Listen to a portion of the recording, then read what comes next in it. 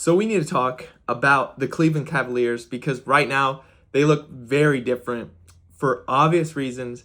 And I'm going to pull this up for you guys so we can fill it out together. But this is the James Harden apology form because when the Cavaliers made this trade, everyone went to their social media. The media was saying, oh, what are the Cavs doing? They traded for a guy that is 10 years older for basically the same exact thing. The Cavs, they don't know what they're doing. They lost this trade deadline.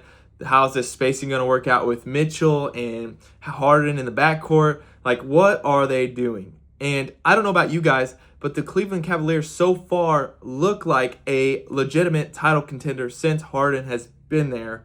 And the scariest part is Evan Mobley hasn't even played a single game yet or minute with James Harden. So today we are going to be looking at exactly how James Harden has shifted the DNA of the Cleveland Cavaliers and how they are playing so well because of it. So there's been a massive shift in how the Cleveland Cavaliers are operating. It used to be fast, high octane, really fun to watch with Garland and Mitchell, but at times it did feel a little bit chaotic. And then also you add on top the injuries, and it just wasn't making the Cavaliers win. What we are seeing now from Harden is something that I like to call the controller. It literally looks like, and I have it right here, Harden is taking a controller to this offense because it looks way different than it did before. And the main beneficiary from this, it hasn't been Mitchell, although he's been doing good. It hasn't been their shooters. It's really been Jarrett Allen. We're going to look at the film because Harden is essentially spoon-feeding the bigs like Jarrett Allen. And I mentioned that Mobley hasn't played for the Cavs yet. But if Allen is looking like this all-star level big with Harden, it could be very scary for the rest of the East when Mobley comes back. Like, legitimately, this could be an offense that teams are not going to know how to guard. So let's talk about the change in pace first, because that is the biggest difference between Darius Garland and James Harden. When you look at Darius Garland, he's the spark, he's quick, he's twitchy, he's known for getting his offense off of movement and being his guy off the dribble. He's really twitchy like that, and that's fine. But James Harden is methodical. I'm going to pull up these pace of play stats for you guys. And since Harden has arrived, the Cavs have scored 126 points in their 3 games per their 100 possessions a game. Now, if you broke it down, they would be atop the NBA's offensive efficiency list. So that means their efficiency has essentially gone through the roof, and that is because James Harden waits, he's patient, he reads the offense, he slows it down, he makes the defense have to guard him and react to what he is doing. Nowadays, he's relying on dissecting the defense because he isn't going to try to beat them off the dribble anymore. And that's not to say that he can't do that. He's just moving differently because he is 36 years old. And I mean, that's one of the biggest knocks that everyone had on him. However, he's been playing great. Harden relies on beating teams with his eyes and using his gravity to essentially make the offense more efficient. When Garland has the ball, the defense collapses because they're worried about Garland getting to the rim because he is fast, he's quick, he's twitchy. Or you have him pulling up from 3 in a fast break or whatever it is. When Harden has the ball, the defense freezes because, one, Harden can score on you one-on-one pretty easily because of how he can shoot the 3 ball with his step back. He can get past the defender, draw a foul, whatever it is. But then also, he's an excellent passer. He has been for his whole career at finding those specific windows. And that makes the defense have to stop and be like, where's James Harden at? What is he going to be doing? And this specific type of player is exactly what the Cavaliers needed because they didn't need more speed. They already had Donovan Mitchell. They just needed more control. And this leads into the spacing conversation. You guys see it every single game. James Harden stands at the top of the key, dribbles around. His presence forces the defense to essentially look at him because he's reading the defense up there. He does his little tween, forces the defensive guy to guard him, and that opens up the entire paint. And there's one guy so far who lives in the paint, and that guy is Jarrett Allen. This is where we really need to focus. Jarrett Allen has been the main beneficiary of playing with someone like James Harden. He hasn't got the luxury of playing with a guy like that yet. I want to show you guys this specific play here. Look at where the help defense is.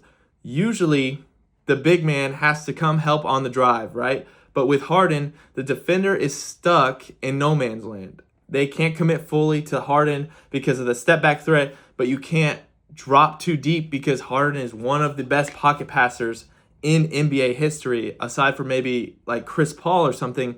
So what happens?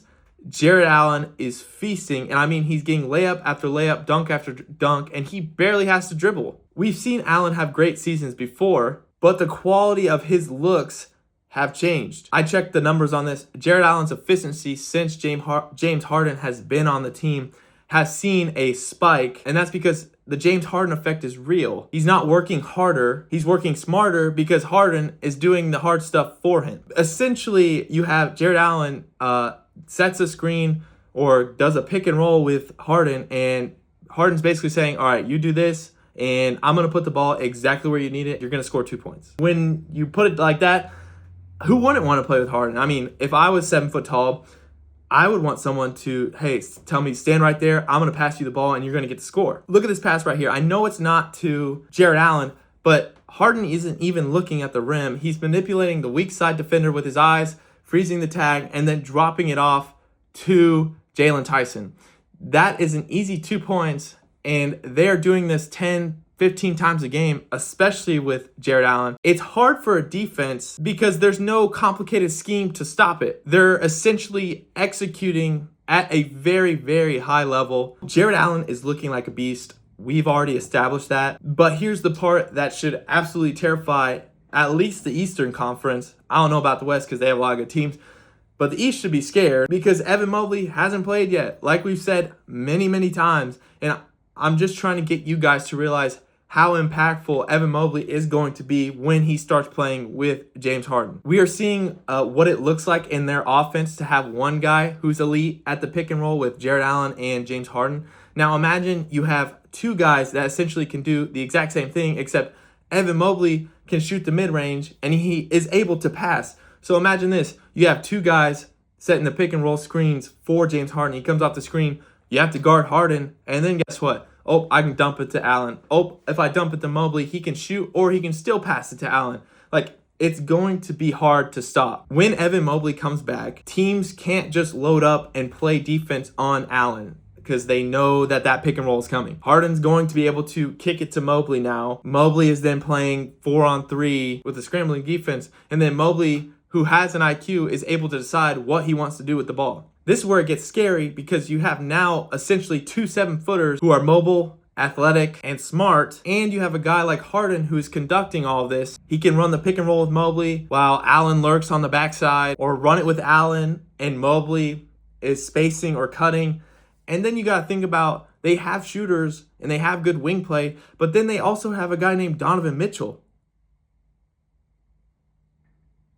Actually, I think Mobley is going to be a better pair for James Harden than Allen is. And we've seen what Allen is doing right now for the Cavaliers with James Harden. Just imagine once Mobley gets on the floor. It's going to give Harden a lot more options. And not to mention what we just said, they already have shooters, but they also have a guy named Donovan Mitchell who is an elite scorer. So that spacing issue that people were really worried about isn't going to be a factor because Harden's going to solve that with his IQ. Plus, the team is crafted in a way ultimately to succeed on offense for sure. Obviously, the Pistons have been playing good, the Knicks have been playing good, the Celtics have been playing good, and the Cavs were missing that late game execution. With Garland and Mitchell, it sometimes felt like for the Cavs, it was like, oh, it's your turn to score, now it's my turn to score, or let's see what happens. It was effective, but it wasn't championship basketball. With Harden, there is a different hierarchy because he sets the table for everyone. Mitchell can focus on scoring. Allen and Mobley can focus on defense and basically finishing. And then everyone else slots into their natural role, like Jalen Tyson. He can focus on playing defense and being a good wing perimeter guy. And so when Mobley gets back, the defensive potential for this team is going to be substantially more than it is right now. So it's going to be top tier. And I know their offense has been playing at a good level, but their defense with Mobley and Allen, those are some of the best defensive guys in the league right now. I mean, Mobley won Defensive Player of the Year last year, and Allen, I mean, he's 7 foot tall. He blocked Wemby the other night. And so when you have a guy like that, and then Jalen Tyson who can play defense, and Donovan Mitchell who isn't bad at playing defense, that is going to be a recipe for success. So to wrap this up, Jarrett Allen is the biggest winner from this James Harden trade. The stats show it. The film shows it. Playing really good basketball right now because it's really easy for him when you have a guy like Harden on your team. But we're going to need to keep our eyes peeled for when Evan Mobley returns because this offense is going to evolve again. We already mentioned that they scored 126 points per game with Harden on 100 possessions, which puts them at the top of the league offensive efficiency. So this dual big lineup that they're going to have is going to be a problem for the entire league. Let me know in the comments what you think, if Mobley is better fit for Harden or is Allen a better fit for Harden. I want to hear what you guys think. Is the offense going to be too clunky? Is it going to be what people warned about? Or is this offense going to legit scare the East at a title run? If you enjoyed this video, make sure you hit subscribe. We're trying to get to 50 subscribers, and I wouldn't be able to do this without you guys. So make sure you subscribe, and I'll see you guys in the next one.